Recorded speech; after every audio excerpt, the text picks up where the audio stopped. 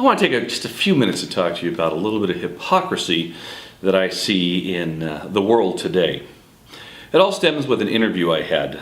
ESPN Radio came into my office at King's Gun Center and wanted to sell me some advertising time. And we talked about the different shows they had and the different ways I can advertise with them. And the salesman told me that the Giants baseball season was pretty much sold out for the year, and I can understand that. So then I asked him, I said, I know you guys run the Raiders and you run the 49ers. What about that? Oh, no, he said, you can't do that. It's like, what's going on? He goes, well, if we get caught running gun ads during a NFL game, they could ban our station and we would lose the contract with the NFL. That reminded me of last Super Bowl. Remember Daniel Defense had an ad they wanted to run? A military veteran driving home and hugging his family? That was offensive to the NFL, and they banned that from the Super Bowl. Great commercial. You can go on YouTube and just type Daniel Defense Super Bowl commercial and watch it. If you haven't seen it yet, it's very well done, and it has nothing to do with guns except for the fact that we have a right as Americans to defend ourselves. So I started thinking, in the light of the Ray Rice and Peterson and all these other NFL players that are going down right now,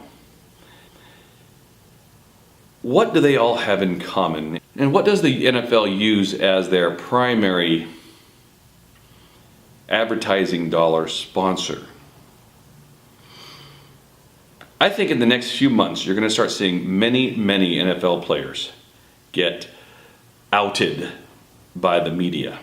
It seems like the new whipping boy for the media is sports athletes, and NFL right now being front and center. Background checks are going on every NFL player now, and if the media can find dirt, they will get it and they will run with it. What does that mean?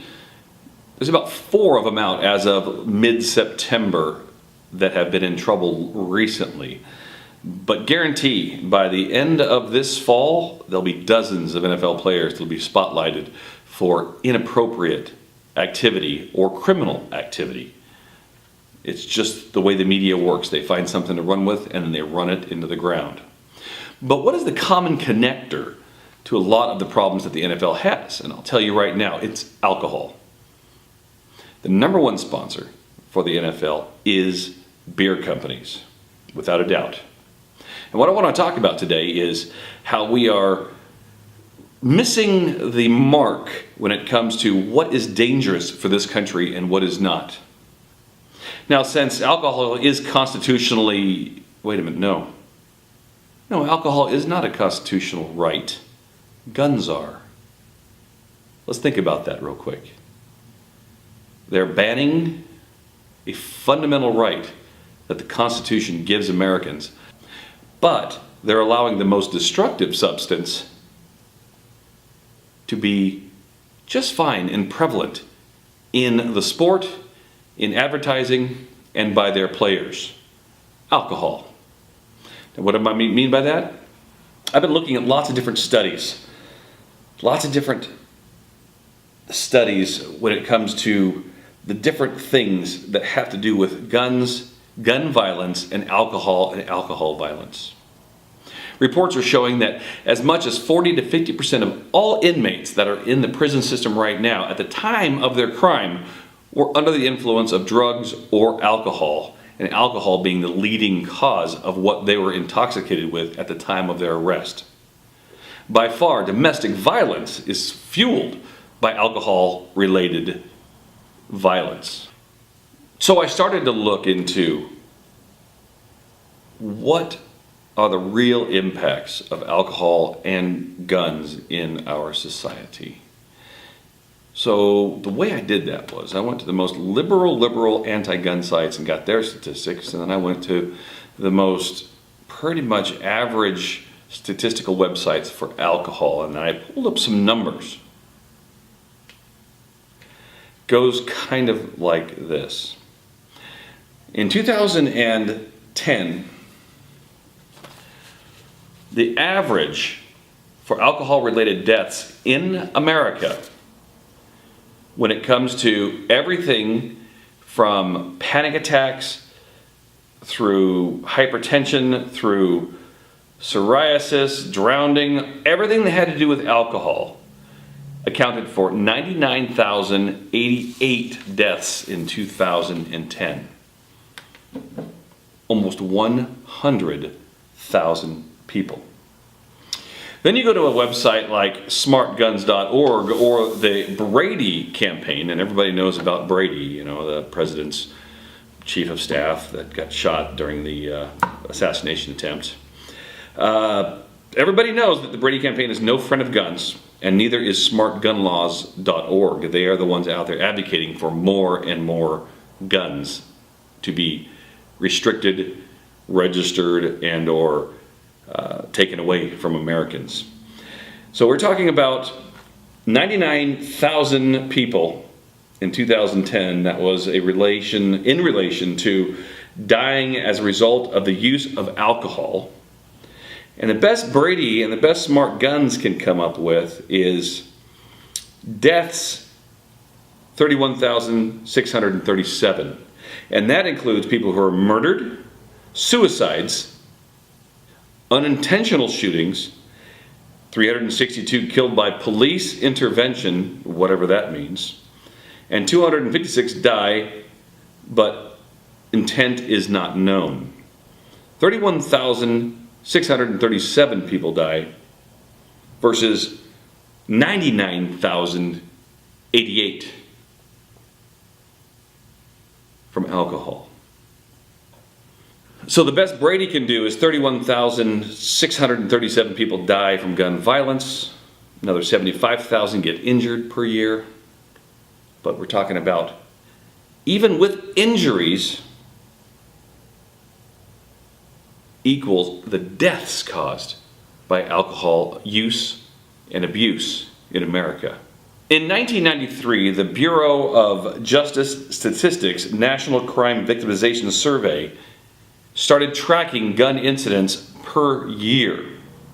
In 1993, firearms incidents included 222,701 incidents with another 1.5 million victims.